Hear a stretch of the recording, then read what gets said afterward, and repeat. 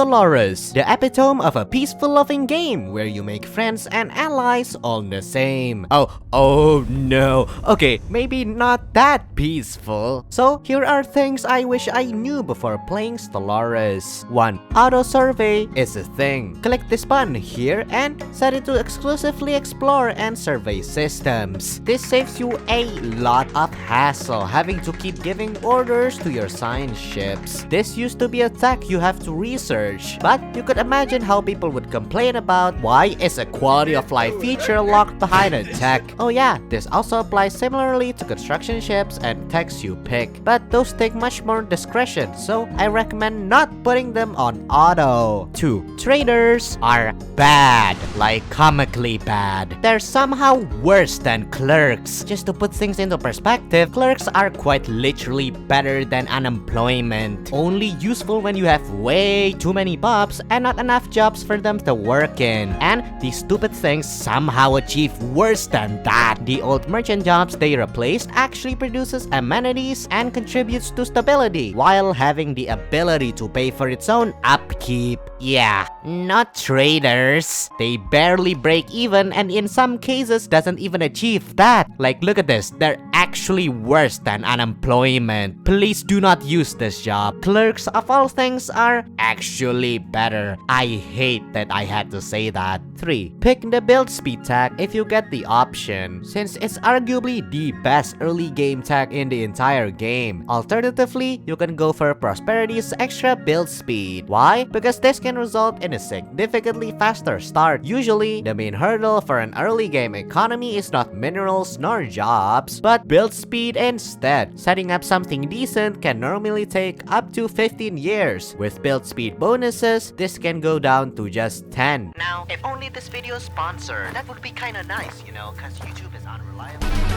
They're back with a new game in the franchise where you build up your base, produce resources, and train an army of tanks, mechs, and even new heroes with their own special abilities. Mix and match all of them for the best combo to demolish your enemies. With improved mobile graphics and a variety of places you can blow up, it'll make your monkey brains activate. Oh my god, is that the rocket from the hit game? Yes, it is. You can download the game for free by scanning the QR code on screen or using the link down below to enjoy the mix of legendary features and new game mechanics. Oh, don't forget to use my gift code Strat to get 5 free golden chips. Wait, I haven't finished the ad read. For going into a fiscal deficit isn't the end of the world. At most, you'll just get a situation. While bad, you can easily recover it by just selling other high-value resources, such as alloys, and buying what you need. But do not ever let it go out of hand, because if you think the first situation is bad, let it go on for a few more months and you'll see it gets progressively worse and worse until you get the alarm bells telling you you're screwed. Bankruptcy. Basically, you're broke. Do not let this happen at all costs. This can mean a game end if it happens even once. 5. Focus on one job type per planet. With very few exceptions, this is usually the best way to look at things. Production buffs from stability, trades, and you guessed it, more production tax combined with things that increase a job's base production is absolutely needed if you want a strong economy. Do everything right and your planet is suddenly twice more efficient. If you have the Overlord's DLC for orbital rings, this effect is amplified even more. 6. Civilian ships don't count towards naval cap because it only counts quote-unquote military ships. So spamming 50 science ships isn't an issue. Strangely enough though, army transports don't count towards naval cap, while technically being a military ship nonetheless. I guess it has no weapons on the ship, so it doesn't count. I actually don't know, it's kinda weird. 7. The caps for both leaders and ships are soft. You can go over them just with some increasingly harsh penalties. For example, going over leader cap has the abysmal penalty of less XP and more unity upkeep, while naval cap is interesting because it increases the ship upkeep for all your ships depending on the percentage you're over cap. For example, if you have 100 naval cap with 150 used, it'll net all your ships plus 50% upkeep, which is a relatively hefty price to pay. But alas, at some point in the game, you will have a flood of resources and frankly, nothing to do with them. Sinking them into your navy by significantly going over naval cap is a genuinely viable and realistic strategy once you get your economy rolling. Because remember, You can fund deficits by selling high-value resources. 8.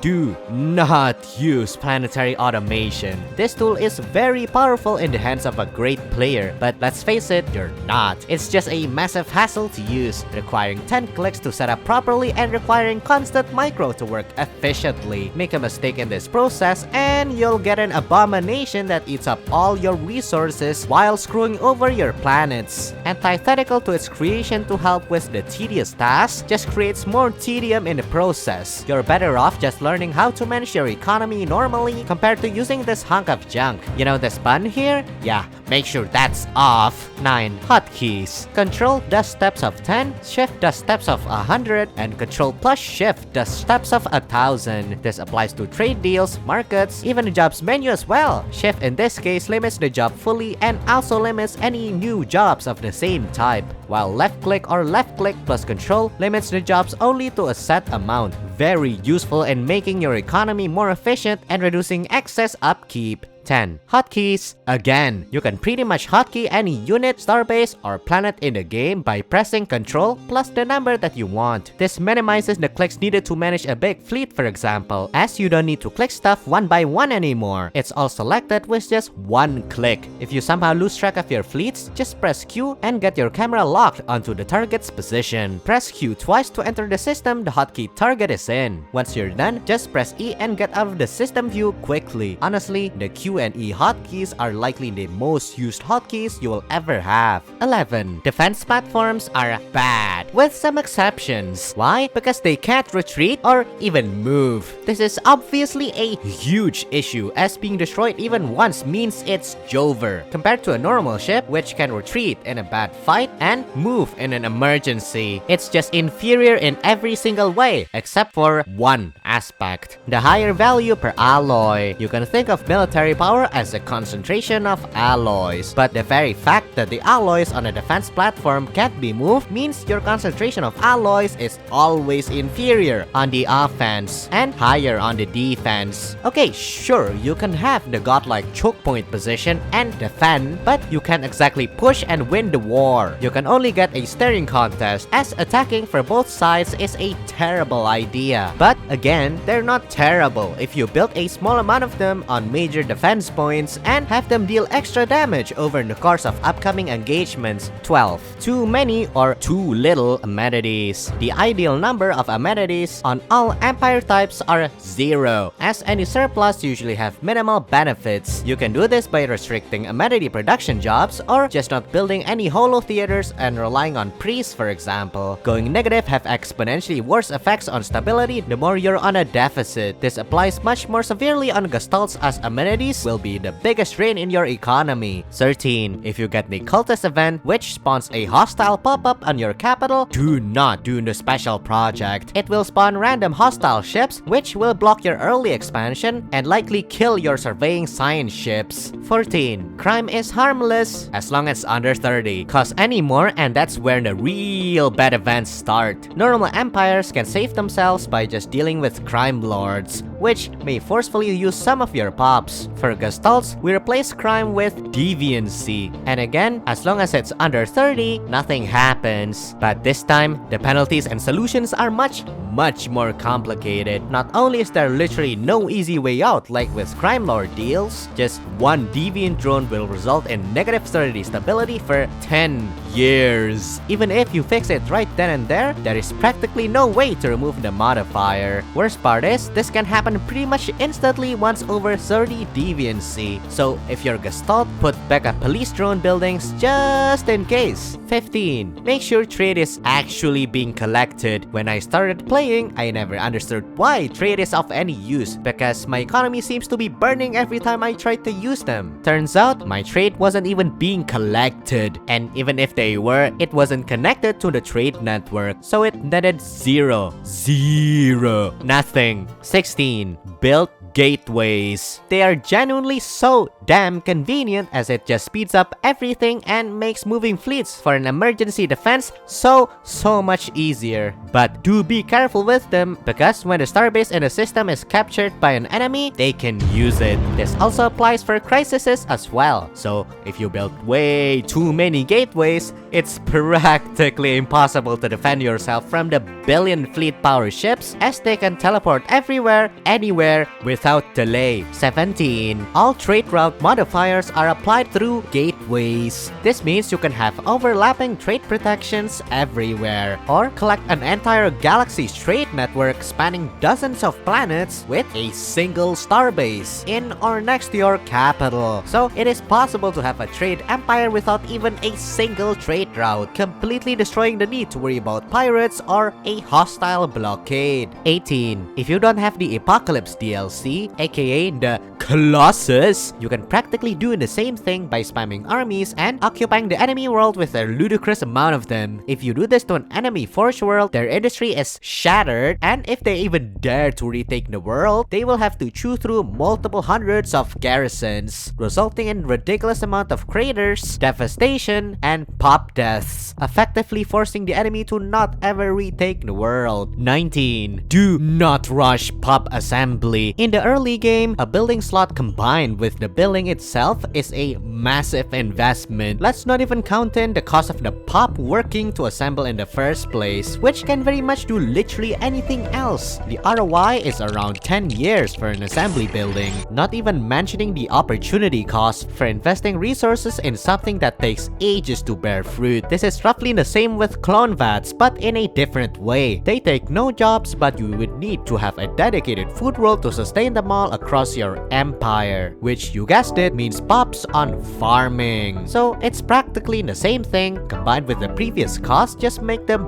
really bad for your economy. Once you're safe with a good economy though, then it's time to actually build some. Speaking of bad ROI, 20. Never build gene clinics! Arguably the biggest noob mistake of all. This thing is so expensive with barely any benefit, it takes like 20 years or more to pay for itself, which is absolutely ridiculous. But the pop growth? Yes, a very small number that doesn't even matter for the next, I don't know, century? Yeah, that's not a joke, by the way. I build it for the amenities. Just build a holo theater. It gives double the amenities and some unity at the same time. But the habitability for pops just for 10% habitability. Unless you're doing something deranged like making your tomb world a forge or something, this is not even a factor. But wait, in a long game, you'll be met with the fruits of your investments in the form of more pops. They'll work, which will upkeep your other assembly jobs, which allows for even more assembly. Wait, it's not a pyramid scheme, I swear. The effectiveness of gene clinics also heavily depend on you going for budding and bio ascension. They are terrible if you're not doing both at the same time, as the bonus to growth only applies to organic assembly. Basically, if you're a peasant and can't get plantoid nor utopia, you're not gonna have much use for medical workers. Not to mention gene clinics being useless for cybernetics and synthetics. Also, always keep in mind the opportunity cost. These pops could literally be doing anything else, and especially in the early game where you don't have many pops, it's usually a too costly investment. So for the love of God, only do this in the mid game. 21. Before passing a law in the Galactic community, check first if you're gonna break it. You wouldn't want an awkward situation where you as a robot want to literally silence the soulless. Like, come on, can't you see the issue here? Yeah, that's you